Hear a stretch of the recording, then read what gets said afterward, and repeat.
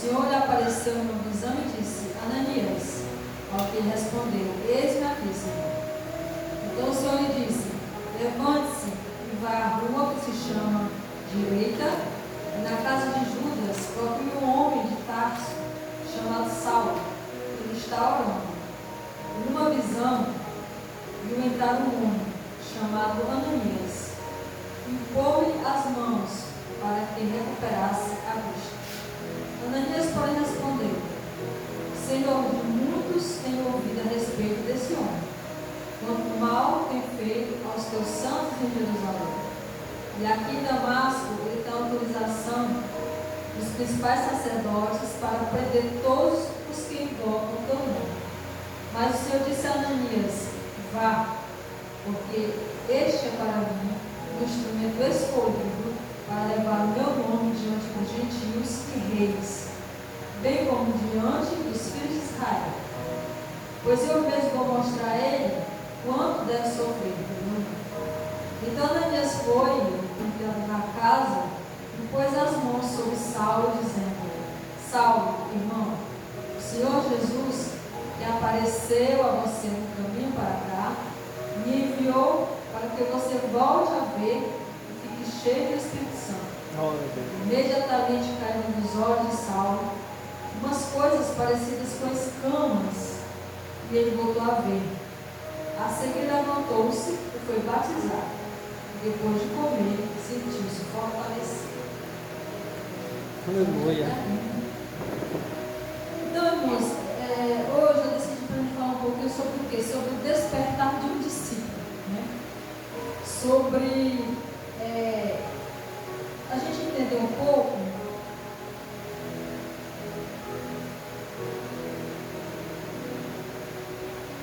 para a gente entender um pouco, irmãos, sobre a gente assimilar nosso papel, né, de sermos um discípulo. A gente se levantar, para a gente olhar para esse ponto de vista, né, como o discípulo deve honrar seu compromisso, né, e acima de tudo, andar com o Senhor em fidelidade, assim como andou o apóstolo Paulo. Amém? Glória a Deus. Então vamos lá. Saulo, um influente, né? Como a gente já conhece a história de Saulo, que ele era fariseu. Quando fala-se que é fariseu, irmão, significa que ele era um membro de um dos principais grupos religiosos dos judeus, né? Então Paulo era um fariseu. Os fariseus, eles não se davam com os saduceus, mas eles se uniram, né, para combater Jesus e seus discípulos. Existem muitas passagens bíblicas, em que os fariseus confrontam Jesus. Os fariseus, os saduceus, né, até os próprios judeus também. Saulo era um israelita da tribo de Benjamim. Esse Benjamim, irmãos, era filho de Raquel e Jacó. Raquel teve 2 filhos. Teve José, né? Teve Benjamim. Na verdade, ele colocou o nome de Benoni, mas Jacó chamava ele de Benjamim. Então, Saulo era dessa tribo de Benjamim. Mas também era cidadão romano, porque nascido em Tarso, que é a capital da Cilícia. Paulo era seu nome romano. Jesus já tinha finalizado seu propósito aqui na terra, ministrou, foi preso, foi morto, ressuscitou e ascendeu, subiu aos céus, né, onde está à direita de seu Pai Celestial. Jesus deixou muitos crentes convertidos sobre a face da terra, e estes começaram a serem perseguidos, incluindo seus discípulos. E um desses perseguidores, irmãos, foi Saulo, era Saulo, né? Perseguidores daqueles que se converteram a Jesus e perseguidores dos discípulos de Jesus também.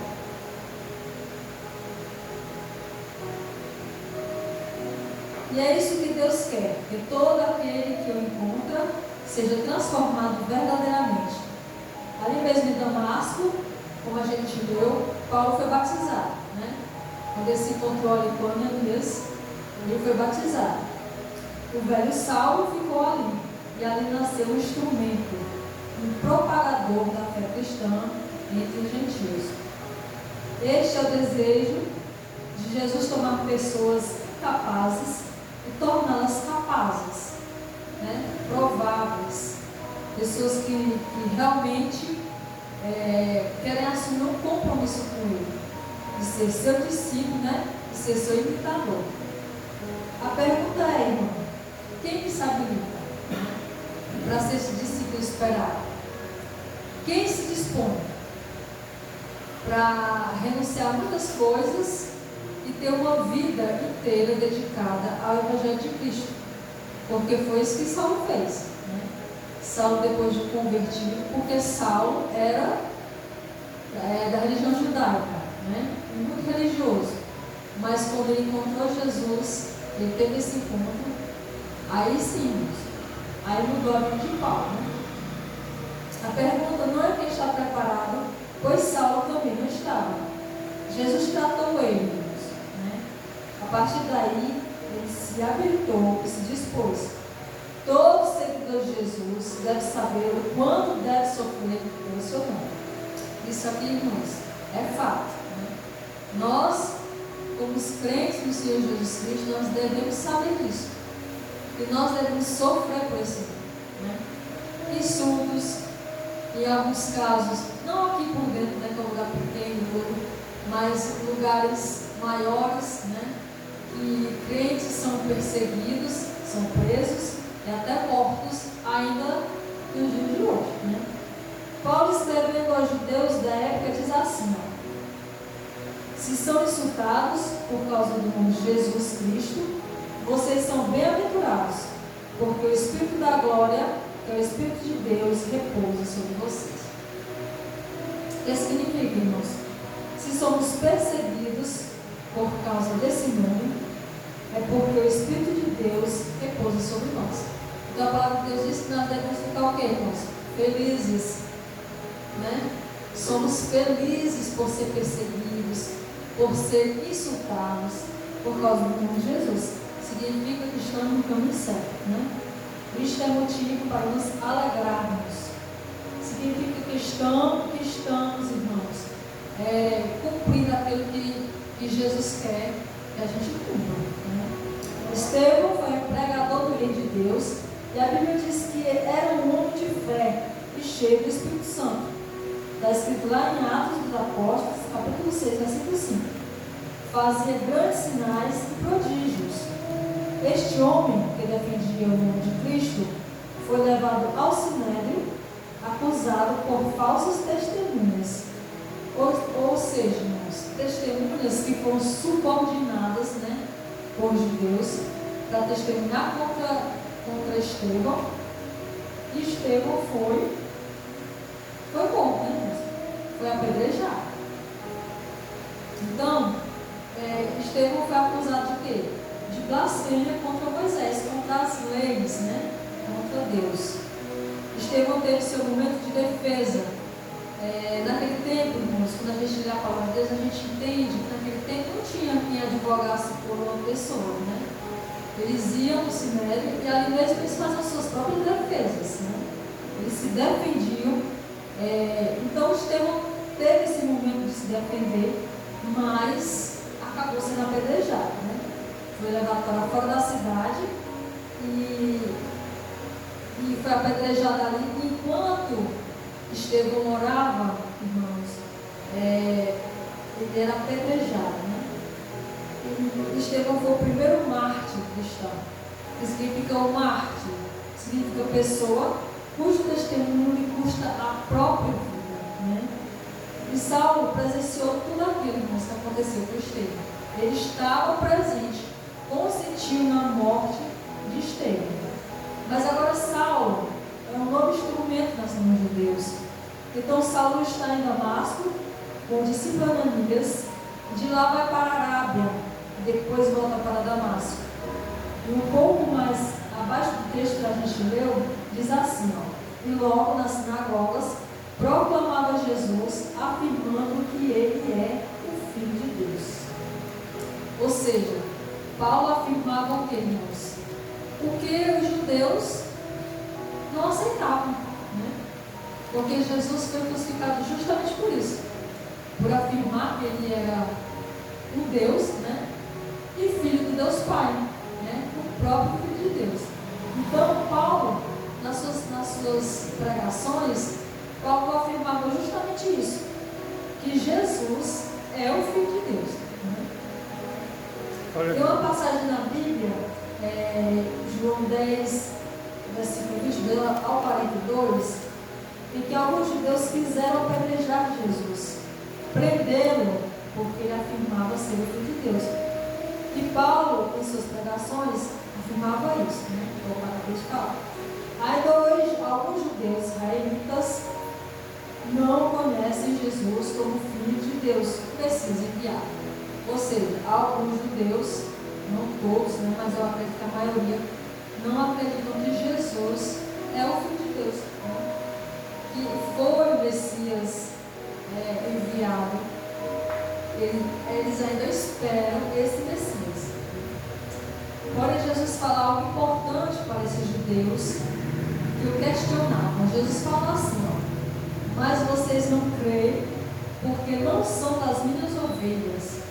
As minhas ovelhas ouvem a minha voz, eu as conheço e elas me seguem. Aqui está, irmão.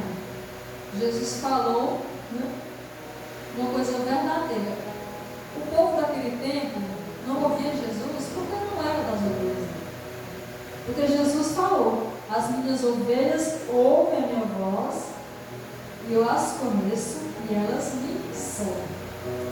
Verdadeiramente Jesus conhece os seus, sabe que são aqueles que o ouvem. E este ouvir aqui, irmãos, não é só de ouvir porque eu estou escutando algo, não. É ouvir de obedecer, né? Ele sabe que suas ovelhas o seguiram, independentemente de perseguições e de lutas. Suas ovelhas o ouviram, né? E o seguiram. Quem segue é conduzido por alguém. Então, irmãos, deixemos que Jesus, que é o pastor supremo, nos conduza a nossa vida, conduza o nosso entendimento, né? Para que a gente possa ser chamado de ovelha do pastor supremo, né? Porque só quem tem a ganhar, irmãos, somos nós, né? Nós que temos a ganhar. O novo Saulo, renovado, se deixou ser conduzido por Cristo, e a palavra diz em Atos 9, versículo 22, diz assim, mais e mais eles se fortaleciam. Quanto mais Paulo era perseguido, quanto mais Paulo era insultado, era preso, era açoitado, mais ele se fortaleceu. E não demorou muito para as palavras de Jesus se concretizarem, se tornarem reais em sua vida. Porque Jesus falou, irmãos, vou mostrar quanto deve sofrer pelo meu nome. Os judeus planejam matar Saulo e ele entra em fuga. Não é uma experiência muito boa viver em fuga, ameaçado de morte. Então vamos pensar assim, irmãos. Você está pregando sobre Jesus, você está falando do reino de Deus, e você é perseguido, e você é ameaçado de morte. Não é uma coisa muito boa, né? Porque o que o ser humano quer, irmãos, é paz, é tranquilidade, né? Quer dormir bem, sabendo que sua vida não está em risco, mas Paulo era ameaçado de morte, né? Então ele não passou por boas coisas, né? Chega em Jerusalém querendo se juntar aos outros discípulos, e os discípulos resistem a Saulo. Então, irmãos, Paulo queria ir para onde estavam os outros discípulos, né? Depois que ele foi ameaçado, ele queria se juntar com os outros discípulos, mas ele foi rejeitado por eles. Por quê? Quem acreditaria, irmãos, que aquele perseguidor que consentia em mortes, que levava os judeus a prisões por causa do nome de Jesus, era verdadeiramente um novo convertido, né? Quem arriscaria, irmãos, receber de Saulo, né? Porque a fama de Saulo era grande. Do mal que fazia aos santos em Jerusalém e prendendo todos os que invocavam o nome de Jesus. Essa palavra aqui, irmãos, era a fama de Paulo que corria sobre aquelas redondezas, né? Fazia mal aos santos em Jerusalém e prendendo todos os que invocavam o nome de Jesus. Então daí ficava muito difícil os outros discípulos confiar que Paulo verdadeiramente se tornou uma nova criatura. Barnabé, que também é José, né? Então faz essa aproximação entre Saulo e os demais discípulos. Barnabé se torna companheiro de Saulo em suas viagens missionárias. A Bíblia vai relatar, irmãos, que Paulo fez 3 viagens missionárias. Mas não é como se Paulo, por exemplo, fosse, eu vou aqui em Fortaleza, vou pregar lá e vou voltar. Não. Né? Ele ia daqui para Fortaleza, de Fortaleza ele ia para outro lugar, e daí ele ia para outro, e outro. E assim ia, né? Por vários lugares, Paulo fazendo sua viagem missionária, pregando o nome de Jesus. 3 viagens missionárias, a Bíblia resiste, né? E a palavra diz que Saulo permanece em Jerusalém, pregando ousadamente em nome de Jesus, mesmo causando atrito entre certos judeus. Algo interessante, irmãos. Paulo está em Tarso, de Tarso para Antioquia, e ali em Antioquia eles são chamados pela primeira vez de cristãos. É ali em Antioquia, né, que Paulo e Barnabé, provavelmente alguns outros discípulos, né, a primeira vez que eles são chamados de cristãos. Está lá em Atos, capítulo 11, do versículo 25 a 26. Então Paulo, ele começa as suas viagens missionárias. Né? Paulo faz o que for designado. Paulo prega, repreende demônios, dá testemunho a respeito de Jesus. E achando resistência nos judeus e despertando neles inveja. Então Paulo faz tudo aquilo, né, que deveria fazer, mas vai despertando nos judeus inveja, né? E através da inveja, a perseguição. Realmente muito perseguido Paulo foi, quando ia de cidade em cidade. Tinha judeus que saíam de uma cidade, irmãos, para ir lá na cidade onde Paulo estava, só para causar tumulto, né? Para que Paulo não conseguisse pregar naquela cidade. O ponto importante é que os judeus tinham prioridade, mas rejeitaram. Na primeira viagem missionária de Paulo, ele estava em Antioquia da Pisídia, pregando na sinagoga, e falou o seguinte. Aí Paulo fala assim: é necessário pregar a palavra de Deus primeiro a vocês, mas como vocês a rejeitam e se julgam indignos da vida eterna, eis que nos voltamos para os gentios. Por isso também, irmãos, que Paulo é chamado apóstolo dos gentios. Né? Porque a prioridade era quem? Os judeus. Mas eles não aceitaram. Né? Então Paulo vai e se vira a pregação para os gentios. E no versículo 27, ele diz assim: porque o Senhor assim nos determinou. Ou seja, aí Deus determinou para Paulo: agora você vai pregar para os gentios.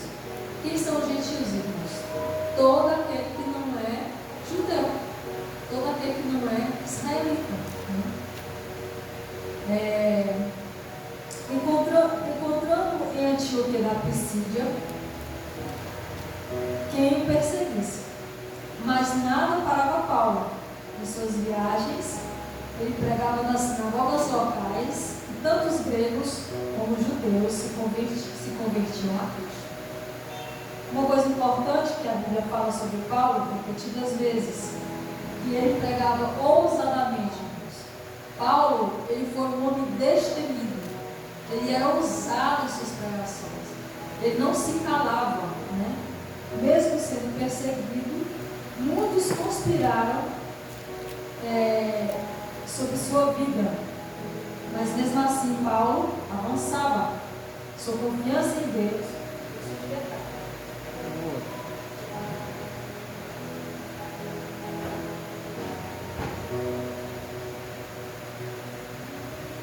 Paulo não buscava sua própria glória, nem se exaltava. Sendo humano, ele não se deslumbrava por ter poder. Qualquer outro, irmãos, quando eu estava preparando a pregação, eu fiquei refletindo. Qualquer outro, né, com poder concedido de Deus para Paulo, né, que a palavra de Deus diz, irmãos, que os lenços e os aventais de Paulo curavam as pessoas. Então, eu refletindo assim, se fosse qualquer outro, né, que não fosse realmente uma pessoa escolhida da parte de Deus, porque o Deus, irmãos, sonda os corações. E Ele sabe quem é capaz e quem não é.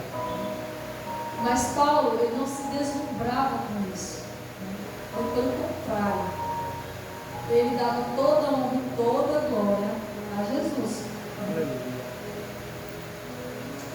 Então Paulo, irmãos, ele chega em Listra, uma cidade de Caônia.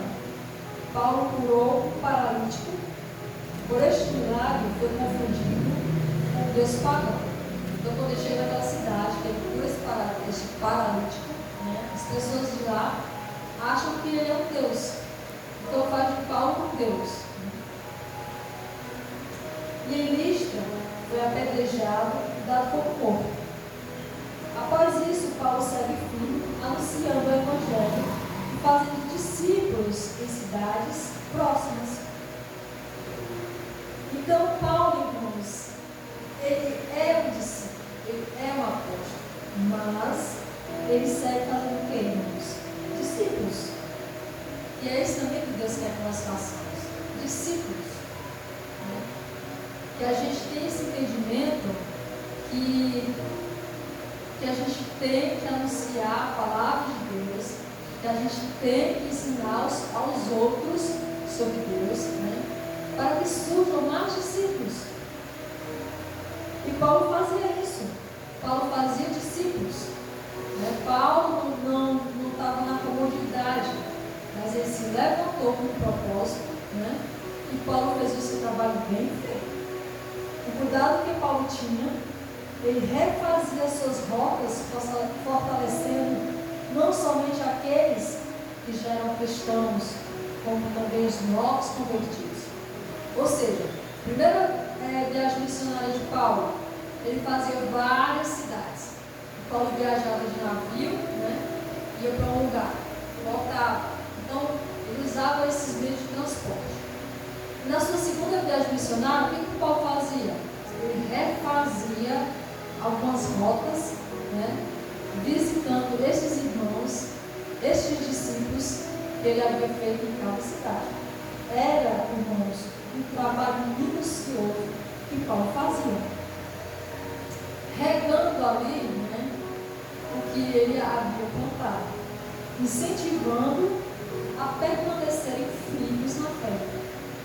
Em Atos 16, versículo 5 diz assim: assim, as igrejas eram fortalecidas na fé e dia a dia aumentavam em número.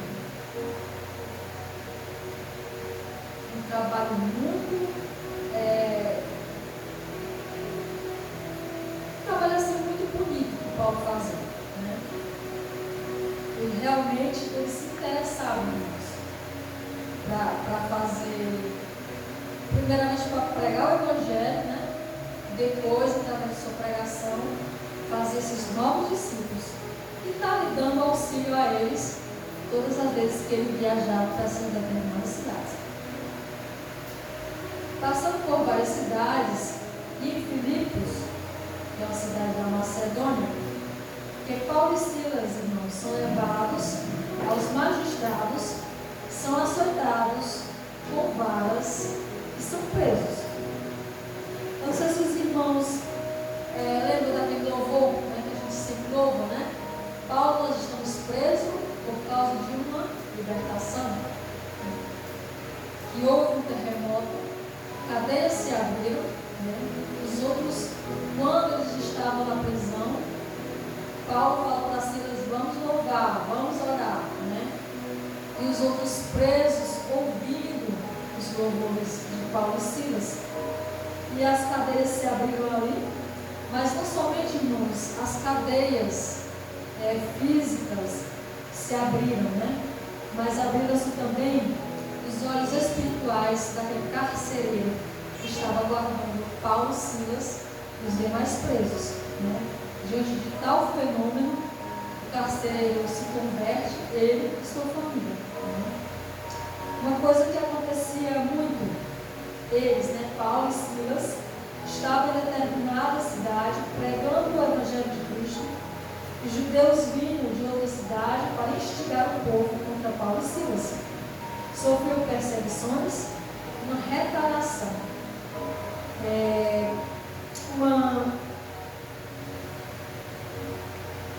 uma maneira de fazer parada.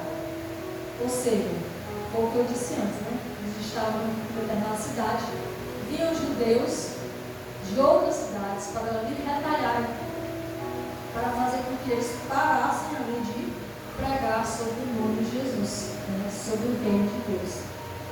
Mas Jesus já havia falado para Paulo, né? Coragem. Aqui, quando Jesus, é à noite, né? Paulo está dormindo, Jesus se coloca ao pé, assim, de onde Paulo está deitado, né? Aparece para ele e fala: coragem, dando incentivo a Paulo, né? Assim como deu testemunho de Jesus em Jerusalém, que deu também em Roma. Foi o que Jesus falou para Paulo: assim como você deu testemunho de mim em Jerusalém, é necessário também que você dê testemunho de mim também em Roma.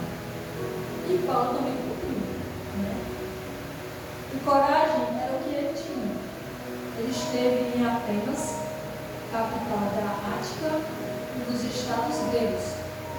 Paulo chegou ali e o seu espírito se revoltava em face da idolatria dominante na cidade, diz a Bíblia. Pregava na sinagoga, na praça, combatendo a idolatria todos os dias. Aqui, irmãos, a gente vê como Paulo era ousado.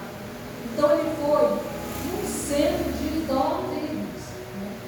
Que era ali em Atenas. Mas ele pregava na sinagoga, ele pregava na praça, né? Para os judeus, para as pessoas daquele lugar, e ele combatia de frente, irmãos, a idolatria. E era todos os dias. A Bíblia diz que era todos os dias que Paulo estava lá. Havia discussões entre eles e os outros? Havia. Mas Paulo seguia pregando Jesus e a ressurreição.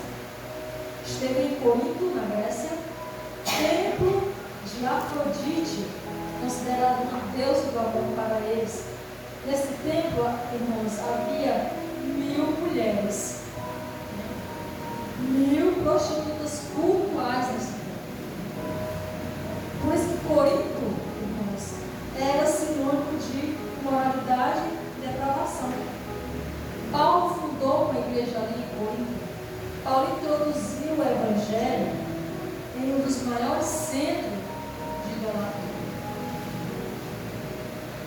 Em Éfeso também foi um olho furacão, porque ali em Éfeso era o principal centro de adoração à deusa Diana.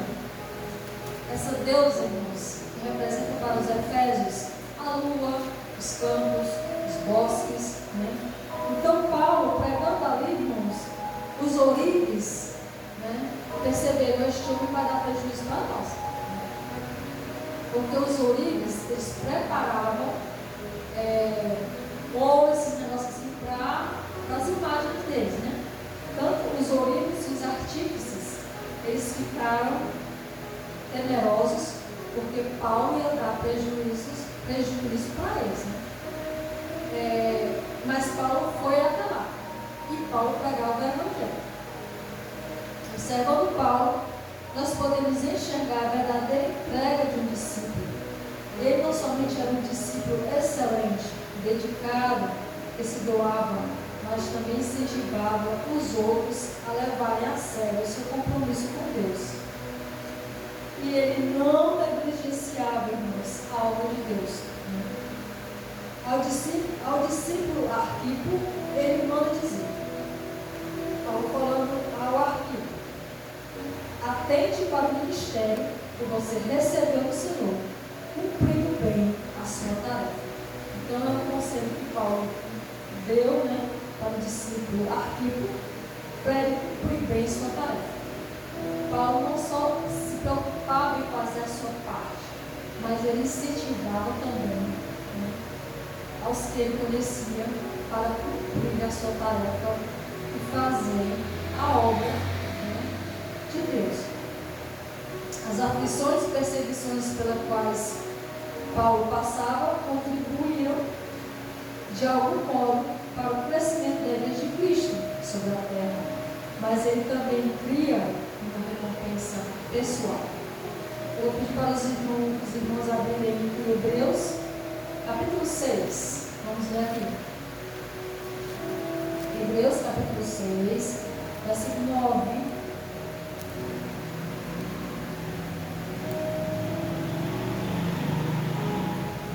Ao 12.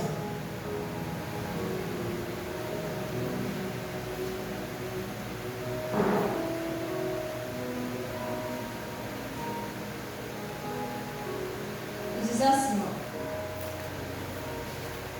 quanto a vocês, meus amados, ainda que falemos desta maneira, estamos certos de que coisas melhores os esperam, coisas relacionadas com a salvação, porque Deus não é injusto para se esquecer do trabalho que vocês fizeram e do amor que mostraram para com o seu nome, pois vocês serviram e ainda estão servindo aos santos. Glória a Deus. Desejamos que cada um de vocês continue mostrando até o fim o mesmo empenho para a plena certeza da esperança, para que não se tornem preguiçosos, mas imitadores daqueles que, pela fé, pela paciência, herdam as promessas.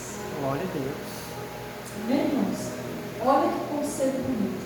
Olha que palavras bonitas que Paulo deixou registrar. Mas aqui serve também para nós, essas palavras de Paulo. É um incentivo para nós, é um ânimo. Irmãos, então, essas mesmas convicções que teve Paulo, porque depois, uma vez firmado, deixou registrado de próprio punho, como ele mesmo diz, em algumas cartas Paulo fala, escreve de próprio punho aquilo que agora movia sua fé. Aí Paulo fala assim, Gálatas, capítulo 2, versículo 20, logo, já não sou eu quem vive, mas Cristo vive em mim.